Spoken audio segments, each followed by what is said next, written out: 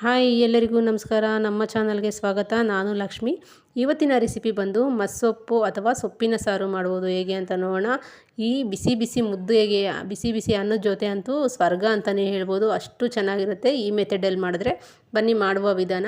ಮೊದಲಿಗೆ ಒಂದು ಕುಕ್ಕರನ್ನು ತೊಗೋಣ. ಕುಕ್ಕರ್ ಬಿಸಿ ಆದ ನಂತರ 2 ಚಮಚ ಎಣ್ಣೆಯನ್ನು ಸೇರಿಸ್ಕೊತಾ ಇದ್ದೀನಿ. ಎಣ್ಣೆ ಬಿಸಿ ಆದ ನಂತರ ನಾನಿಲ್ಲಿ ಒಂದು 1/4 ಟೀ ಸ್ಪೂನಷ್ಟು ಮೆಂತ್ಯ ಕಾಳನ್ನು ಸೇರಿಸ್ಕೊಂಡಿದ್ದೀನಿ. ಮೆಂತ್ಯ ಉಪಯೋಗಿಸಿ ಮಾಡೋದ್ರಿಂದ ತುಂಬಾ ಟೇಸ್ಟಿಯಾಗಿರುತ್ತೆ, ಹಾಗಾಗಿ ಮೆಂತ್ಯ ಉಪಯೋಗಿಸ್ತಾ ಇದ್ದೀನಿ ನಾನಿಲ್ಲಿ. ಹಾಗೆ ಮೀಡಿಯಮ್ ಸೈಜು ಈರುಳ್ಳಿ ಒಂದನ್ನು ಸೇರಿಸ್ಕೊಂಡಿದ್ದೀನಿ. ಸ್ವಲ್ಪ ಫ್ರೈ ಆದ ನಂತರ ನಾನಿಲ್ಲಿ ಹಾಗೆ ಹಸಿರು ಮೆಣಸಿನ್ಕಾಯಿ ಒಂದು 12 ಹಸಿರು ಮೆಣಸಿನ್ಕಾಯಿನ ಸೇರಿಸ್ಕೊತಾ ಇದ್ದೀನಿ, 2 ಪೀಸ್ ಮಾಡಿ. ನೋಡಿ, ಇಷ್ಟ ಆದರೆ ಸಾಕಾಗುತ್ತೆ. ಇವಾಗ ನಾನಿಲ್ಲಿ ತೊಗರಿಬೇಳೆ ನೋಡಿದ್ರಲ್ಲ, ನಾನಿಲ್ಲಿ ಒಂದು 3/4 ಕಪ್ಪಷ್ಟು ತೊಗರಿಬೇಳೆನ ನೆನೆಸಿ ತೊಗೊಂಡಿದ್ದೀನಿ. ಒಂದು 10 ನಿಮಿಷ ನೆನೆಸಿ ಉಪಯೋಗಿಸ್ಕೊತಾ ಇದ್ದೀನಿ.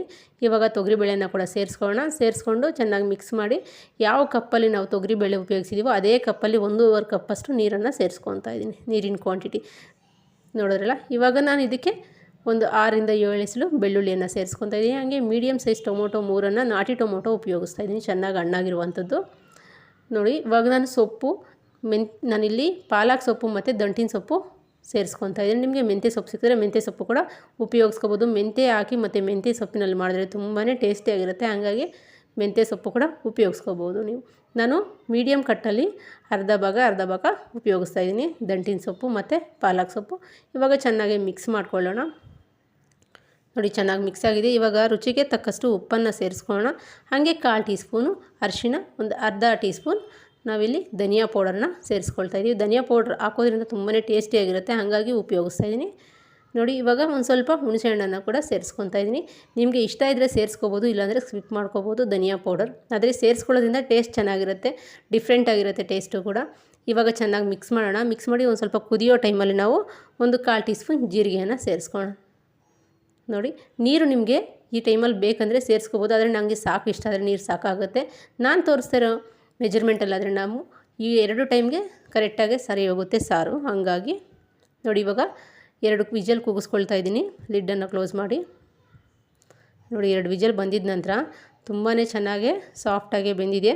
ನೀವು ಕೂಡ ತಪ್ಪದೆ ಟ್ರೈ ಮಾಡಿ. ಬ್ಯಾಚುಲರ್ಸು ಕೂಡ ಈಸಿಯಾಗಿ ಮಾಡ್ಕೋಬೋದು. ಈ ವಿಡಿಯೋ ನಿಮಗೆಲ್ಲ ಇಷ್ಟ ಆಗಿದ್ರೆ ತಪ್ಪದೆ ನಮ್ಮ ಕಪರ್ದಿನಿ ಚಾನಲ್ಗೆ ಸಪೋರ್ಟ್ ಮಾಡಿ, ಹಂಗೆ ಸಬ್ಸ್ಕ್ರೈಬ್ ಮಾಡ್ತೀರಾ ಅನ್ಕೊತಾ ಇದ್ದೀನಿ. ಲೈಕ್ ಮಾಡಿ, ಶೇರ್ ಮಾಡಿ, ಕಮೆಂಟ್ ಮಾಡಿ. ನೋಡಿ, ಕಂಪ್ಲೀಟಾಗಿ ಸಾಫ್ಟಾಗಿ ಬೆಂದಿದೆ. ಇವಾಗ ಇದರಲ್ಲಿರುವಂಥ ಕಟ್ಟೆಲ್ಲ ಸೈಡಿಗೆ ತೆಗಿಯೋಣ. ರಸ ಏನಿದೆಯೋ ಈ ನೀರಿನ ಅಂಶನೆಲ್ಲ ಸೈಡಿಗೆ ತೆಗೆದುಬಿಟ್ಟು ಇವಾಗ ಒಂದು ಸ್ಮ್ಯಾಶರನ್ನು ತೊಗೊಂಡು ಚೆನ್ನಾಗಿ ಸ್ಮ್ಯಾಶ್ ಮಾಡ್ಕೊಳ್ಳೋಣ ಅಥವಾ ಮಸಿಯೋಣ.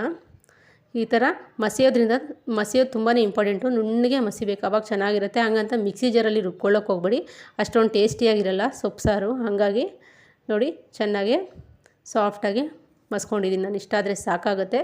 ಇವಾಗ ನಾವು ಏನು ರಸ ತೆಗೆದಿದ್ವು, ಈ ರಸಕ್ಕೆ ಬೇಕಾದರೆ ನೀವು ಸಪ್ರೇಟಾಗಿ ಒಗ್ಗರಣೆ ಹಾಕ್ಬಿಟ್ಟು ಕೂಡ ಮಕ್ಕಳಿಗೆ ಕೊಟ್ಟರೆ ತುಂಬಾ ಇಷ್ಟಪಟ್ಟು ತಿಂತಾರೆ. ಆದರೆ ನನಗಿವಾಗ ಇದಕ್ಕೆ ಸೇರಿಸ್ಕೊತಾ ಇದ್ದೀನಿ. ನೋಡಿದ್ರಲ್ಲ, ಕಂಪ್ಲೀಟ್ ರಸವನ್ನು ಸೇರಿಸ್ಕೊಂಡ್ಬಿಟ್ಟು ನನಗೆ ಇವಾಗ 1-2 ನಿಮಿಷ ಕುದಿಯೋಕ್ಕೆ ಸ್ಟವ್ ಮೇಲೆ ಇಡೋಣ. ಸ್ಟವ್ ಮೇಲೆ ಇಟ್ಬಿಟ್ಟು ನಾವು ಸಿಂಪಲ್ಲಾಗಿ ಇವಾಗ ಒಂದು ಒಗ್ಗರಣೆಯನ್ನು ಕೊಡೋಣ.